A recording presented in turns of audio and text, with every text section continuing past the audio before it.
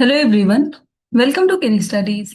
आज है 20 अप्रैल और आज की डेट में हम 2 दिनों की करंट अफेयर्स के क्वेश्चंस को कवर करेंगे। आज के इस सेशन में हम जिन टॉपिक्स को कवर करेंगे वो टॉपिक्स हैं आईएनएस ध्रुव। देन हम देखेंगे अनुसंधान नेशनल रिसर्च फाउंडेशन के बारे में। कुन्याक ट्राइब अभी हाल ही में न्यूज में रही है, इसके बारे में देखेंगे। देन हम देखेंगे इंटरनेशनल लेबर ऑर्गेनाइजेशन के बारे में। सूडान कंट्री न्यूज में रही है, हम इसके बारे में देखेंगे। देन हाल ही में न्यूज में रहा ये जो ई सेफर इनिशिएटिव है, इसके बारे में देखेंगे। प्रोजेक्ट समुद्र के बारे में देखेंगे। इसरो के अभी हाल ही में कुछ इनिशिएटिव्स हैं, हम उसके बारे में देखेंगे। देन ये जो पेटेंट एप्लीकेशंस होते हैं, इनमें भारत में कितना इंक्रीज हुआ है पिछले कुछ सालों में, हम वो देखेंगे। ब्रिक्स समिट, क्योंकि इस बार चेयरमैन से भारत के पास है, तो इसकी कई सारी डिफरेंट डिफरेंट मीटिंग्स आयोजित की जा रही हैं, हम उनके बारे में देखेंगे। देन हम देखेंगे क्वांटम रेफरेंस फैसिलिटी के बारे में। और लास्ट में देखेंगे ओपन एआई रिपोर्ट 2026 के बारे में। शुरू करते हैं आज का करंट अफेयर सेशन। ये रहा आज का फर्स्ट क्वेश्चन।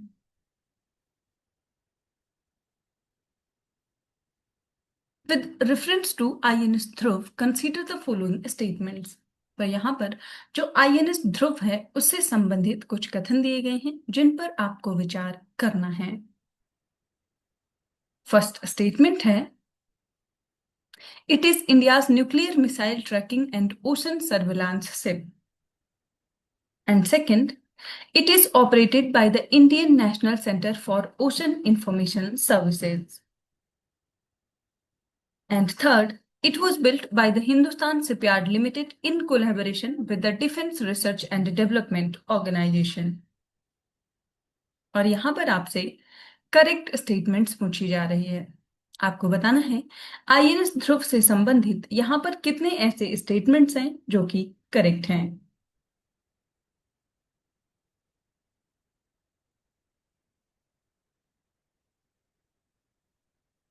और इस क्वेश्चन में आपका करेक्ट ऑप्शन हो जाएगा option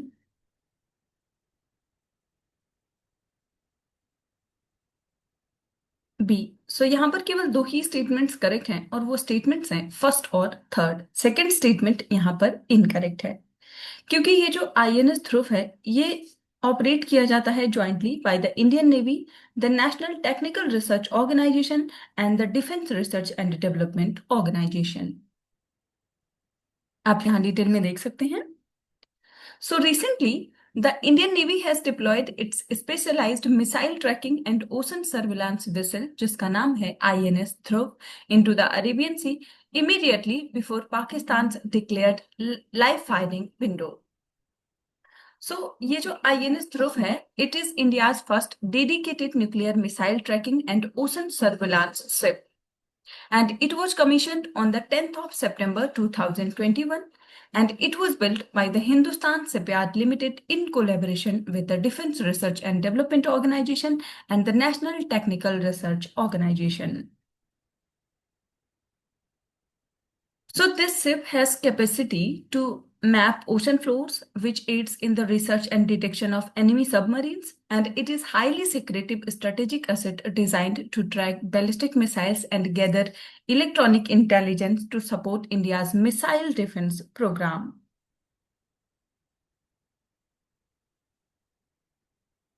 And it also provides early warning of missile attacks and helps calibrate India's own ballistic missile defense system by gathering data on fight trajectories and terminal performance.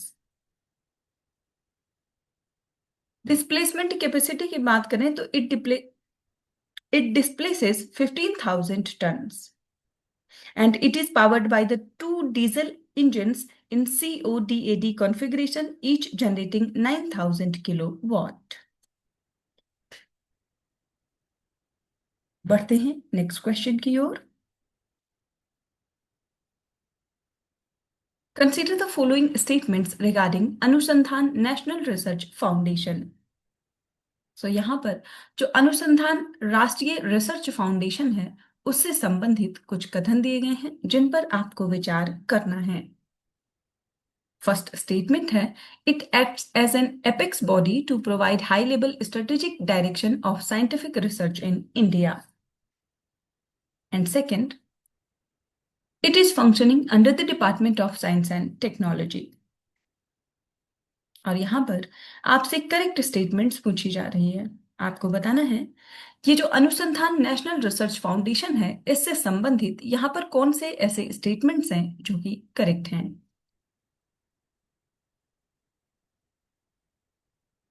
और इस question में आपका correct option हो जाएगा option C. सो यहां पर ये दोनों ही स्टेटमेंट्स करेक्ट हैं।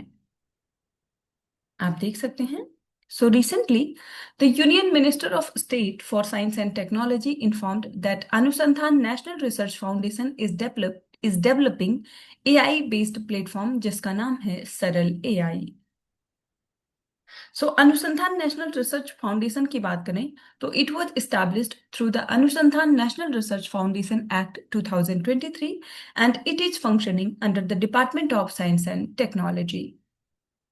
So the Science and Engineering Research Board has been merged into ANRF और इसका ऑब्जेक्टिव है to seed grow and promote research and development and foster a research and innovation culture across universities, colleges, research institutions, and research and development labs in India. So ये act करता है as an apex body to provide high level strategic direction of scientific research in India as per recommendations of the national education policy. Funding targets की बात करें तो it aims to mobilise funds amounting to 50,000 crore during 2023 to 2028 through multiple streams including ANRF fund, innovation fund, science and engineering research fund and special purpose funds. So ANRF forges collaborations among the industry, academia, research institutions and government departments.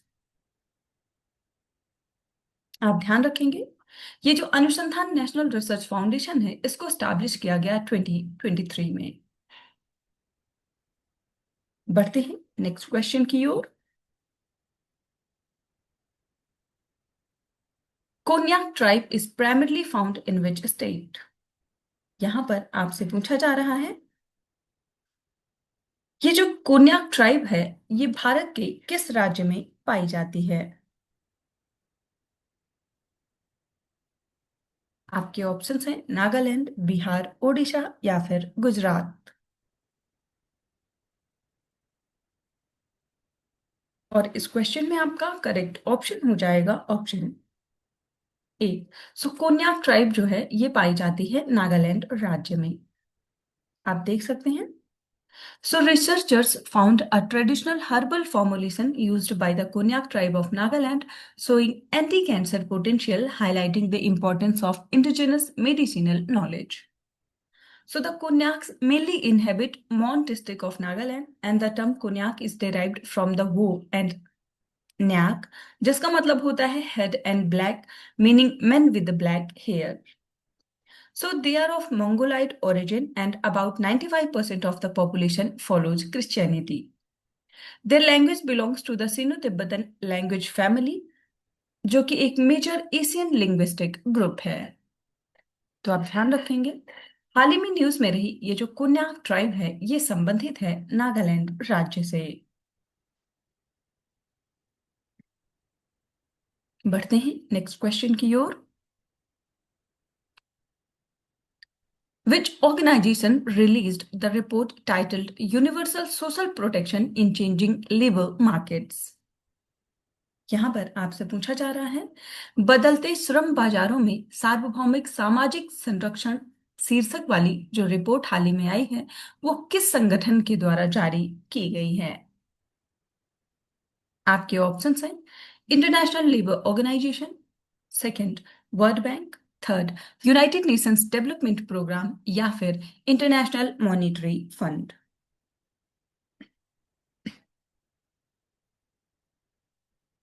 बताना है, हाल ही में ये जो report आई है जिसका title है universal social protection in changing labour markets, ये किस संस्था ने जारी किया है?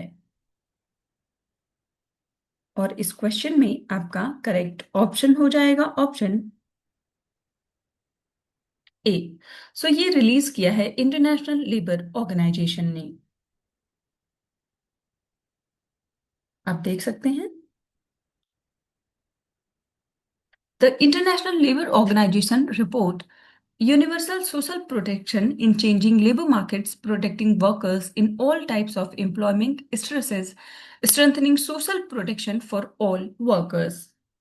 So, protection includes 9 areas like maternity, unemployment, health, old age, disability, and survivor benefits. So, it must shift from poverty reduction to poverty prevention, ensuring support before vulnerability arises. Universal coverage is needed for the all workers, including informal, temporary, part-time, and self-employed category. तो international Labour organisation की बात करें तो इसको establish किया गया 1919 में by the Treaty of Versailles as an affiliated agency of the League of Nations.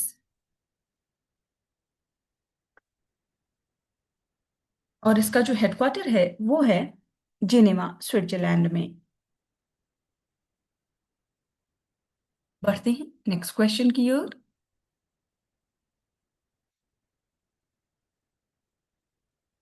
With reference to Sudan, consider the following statements. यहाँ पर जो सूडान देश है उससे संबंधित कुछ कथन दिए गए हैं जिन पर आपको विचार करना है। फर्स्ट स्टेटमेंट है it is drained by the river Nile. Second, it is a landlocked country located in Africa. And third, it shares it's land border with Egypt and Libya. और यहाँ पर आपसे करेक्ट स्टेटमेंट्स पूछी जा रही है।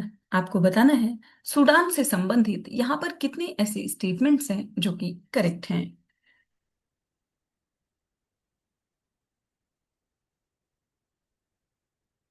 और इस क्वेश्चन में आपका करेक्ट ऑप्शन हो जाएगा ऑप्शन बी। यहाँ पर केवल दो ही स्टेटमेंट्स करेक्ट हैं और वो स्टेटमेंट्स हैं फर्स्ट और थर्ड।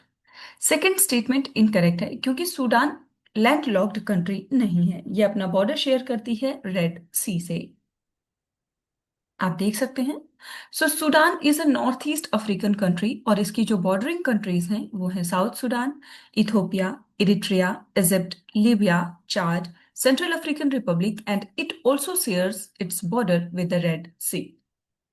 और सूडान की जो कैपिटल सिटी है वो है खार्तूम।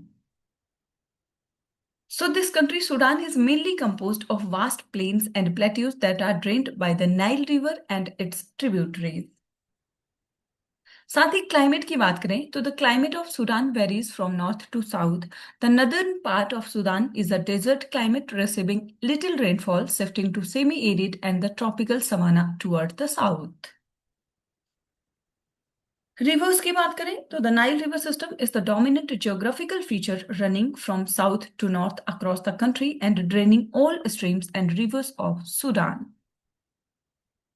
साथ ही नेचुरल रिसोर्सेज की बात करें तो petroleum, small reserves of iron और copper, chromium, zinc, tungsten, mica, silver, gold and hydro power, ये सब यहाँ पर पाए जाते हैं।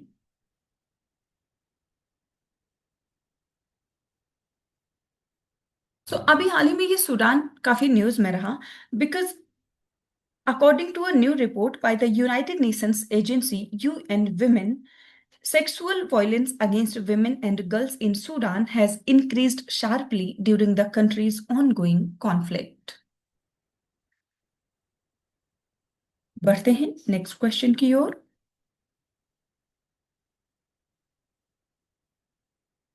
Consider the following statements regarding e-Safe Her initiative. यहाँ पर ई-सेफ हर पहल जो है इससे संबंधित कुछ कथन दिए गए हैं जिन पर आपको विचार करना है। फर्स्ट स्टेटमेंट है it is a cyber security awareness training programme to enable 1 million women across rural India. And second, it is anchored under Ministry of Electronics and Information Technology, Information Security Education and Awareness Program.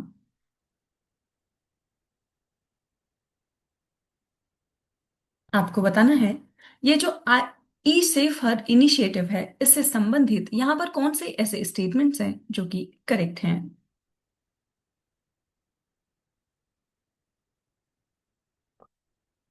और इस question में आपका correct option हो जाएगा option C.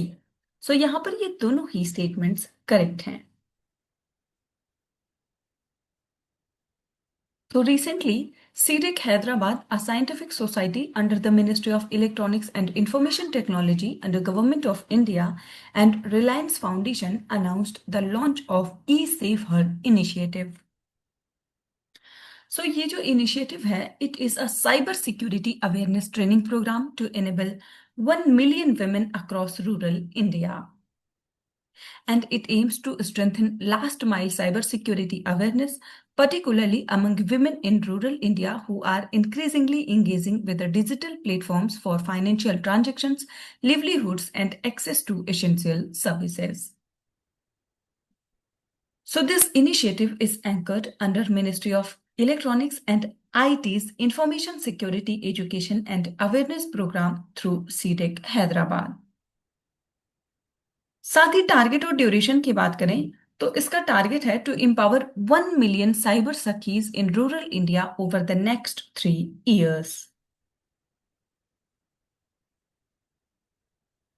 Implementing जो strategy है अगर हम उसकी बात करें तो CDAC will lead the development localisation and continuous enhancement of the cyber security training content under ISEA project.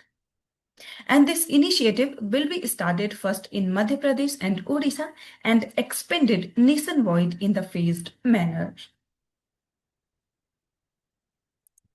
बढ़ते हैं नेक्स्ट क्वेश्चन की ओर।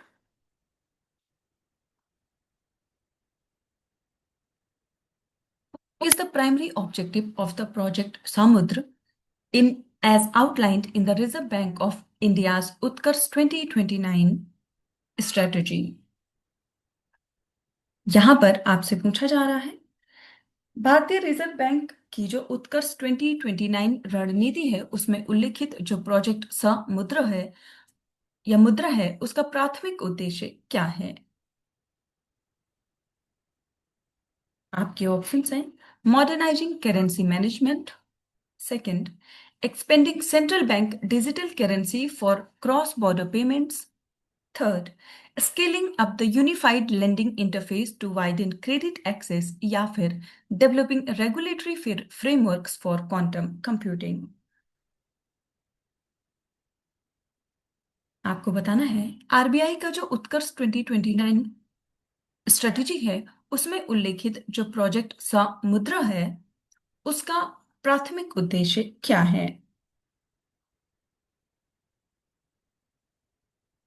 और इस क्वेश्चन में आपका करेक्ट ऑप्शन हो जाएगा ऑप्शन ए। सो इसका उद्देश्य है modernising currency management.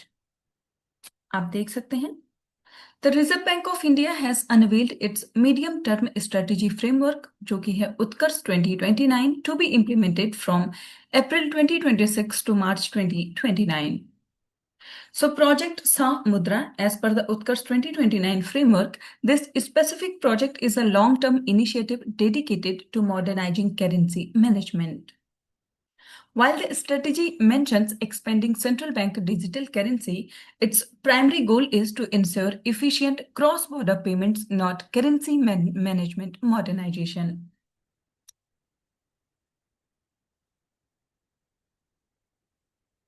So the ULI is intended to be scaled up specifically to widen credit access and improve financial inclusion.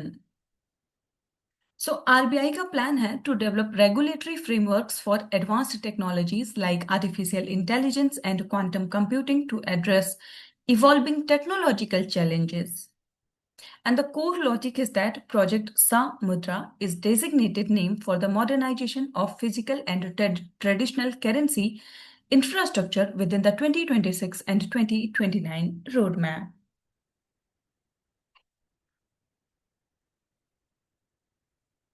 बढ़ते हैं नेक्स्ट क्वेश्चन की ओर।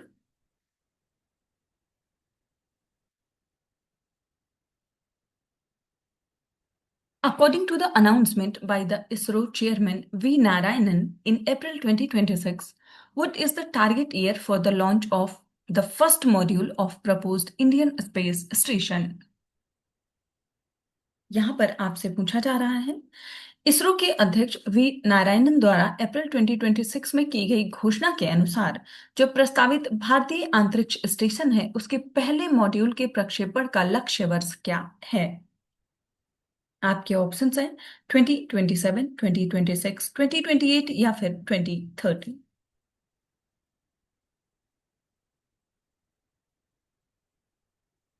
और इस क्वेश्चन में आपका करेक्ट ऑप्शन हो जाएगा ऑप्शन सी। तो ये जो टारगेट ईयर है वो है 2028।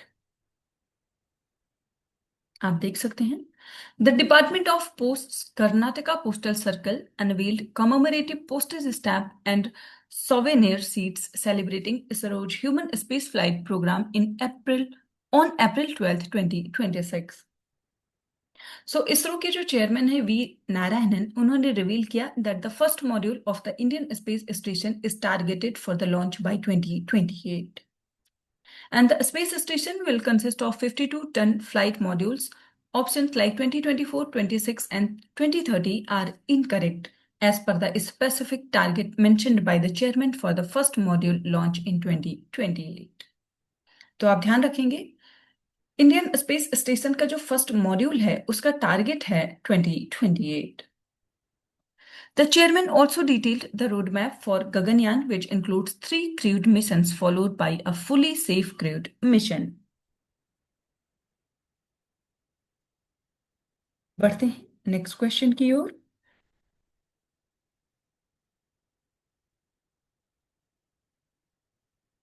According to the data shared by the Union Minister Piyush Goyal, what is India's global ranking among patent filers as of the financial year 2025 and 26? यहां पर आपसे पूछा जा रहा है, केंद्रीय मंत्री पीयूष गोयल द्वारा साझा किए गए आंकड़ों के अनुसार वित्तीय वर्ष 25-26 तक जो पेटेंट दाखिल करने वालों में भारत की वैश्विक रैंकिंग क्या है? आपके ऑप्शंस हैं 4th, 5th, 6th and 7th।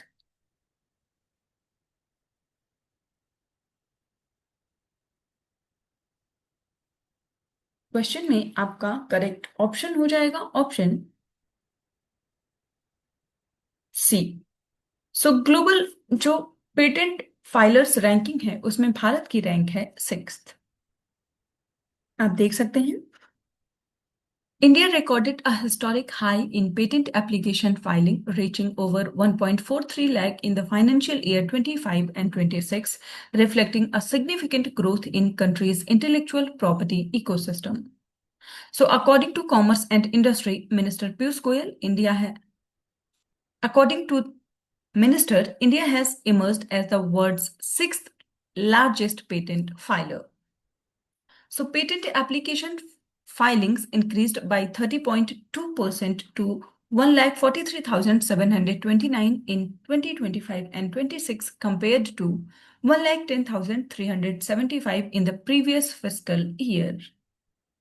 So, over 69% of these patents were filed domestically, showcasing the strength of local innovators. And the surge is domestic filings was led by the innovators from Tamil Nadu, Karnataka, and Maharashtra। तो आप ध्यान रखेंगे, global patent filers की जो ranking है उसमें भारत की जो रैंक है वो है 6th। बढ़ते हैं नेक्स्ट क्वेश्चन की ओर।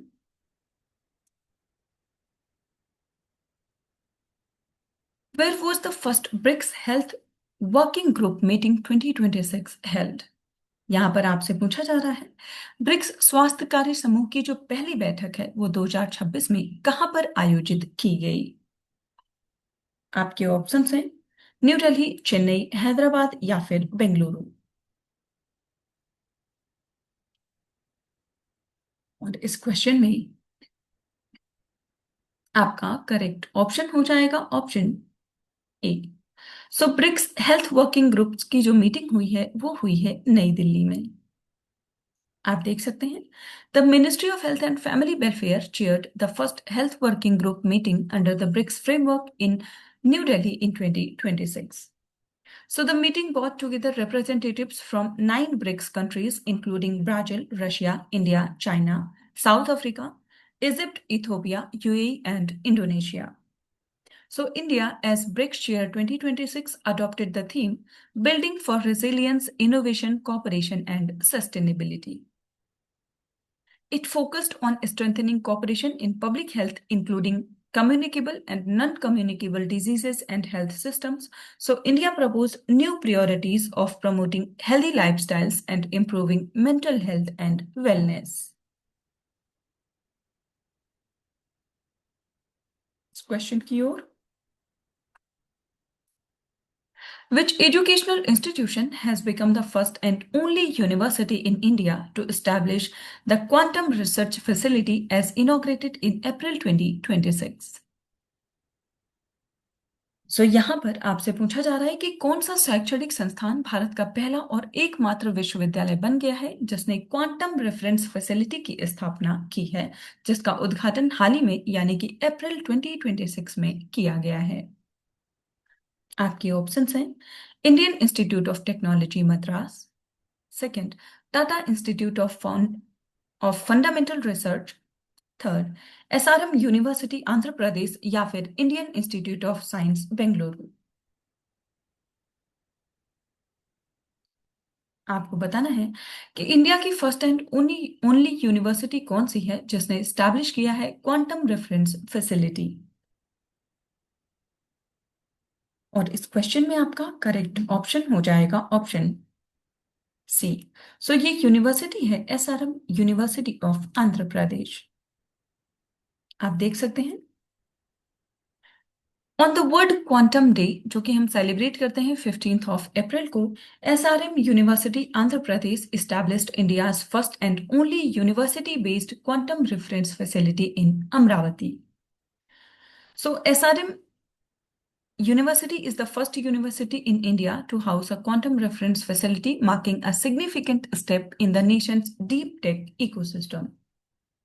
And this facility was inaugurated by the Honorable Chief Minister of Andhra Pradesh, Sri N. Chandrababu Naidu. ये जो facility है, it serves as a fully instrumental hardware testbed that enables real-time validation, benchmarking, and certification of quantum technologies. It is capable of testing up to 100-qubit quantum process, bridging the gap between theoretical research and real quantum hardware access. While organizations like TIFR, IISc, and IIT Madras were partners or guests at the event, the facility itself was established at the SRM University, Andhra Pradesh, as part of the Amravati 1S dual system architecture.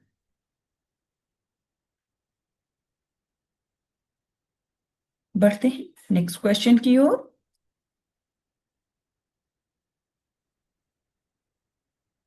Consider the following statements regarding OpenAI report 2026 on AI adoption in India. यहाँ पर आपसे पूछा जा रहा है भारत में AI को अपनाने से संबंधित जो ओपन एआई रिपोर्ट 2026 है उससे संबंधित कुछ कथन दिए गए हैं जिन पर आपको विचार करना है। फर्स्ट स्टेटमेंट है India ranks among the top 5 nations globally in thinking capability uses per person as measured via reasoning tokens used by the ChatGPT plus users.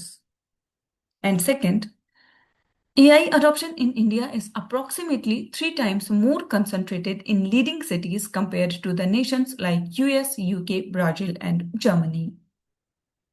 और यहां पर आपसे करेक्ट स्टेटमेंट्स पूछी जा रही है। आपको बताना है ओपन एआई रिपोर्ट के अनुसार जो एआई अडॉप्शन है भारत में उससे संबंधित कौन से ऐसे स्टेटमेंट्स हैं जो कि करेक्ट हैं। और इस क्वेश्चन में आपका करेक्ट ऑप्शन हो जाएगा ऑप्शन सी। यहां पर ये दोनों ही स्टेटमेंट्स करेक्ट हैं। आप देख सकते हैं According to a report released by OpenAI in April 2026, India has emerged as one of the world's most advanced AI markets, though the adoption remains uneven across geography. So the report highlights that India ranks among the top 5 nations globally in thinking capability uses per person. And this is specifically measured through reasoning tokens utilized by ChatGPT plus users showing advanced interaction with AI. So OpenAI noted that while India has a competitive AI capability, it is highly concentrated. Adoption in India is 3 times more concentrated in the top cities than in comparable countries like US, UK, Brazil, and Germany. So the top 10 cities in India, including Delhi, NCR, Bengaluru, Hyderabad, and Chennai, it accounts for about 50% of all AI users despite representing less than 10% of the population.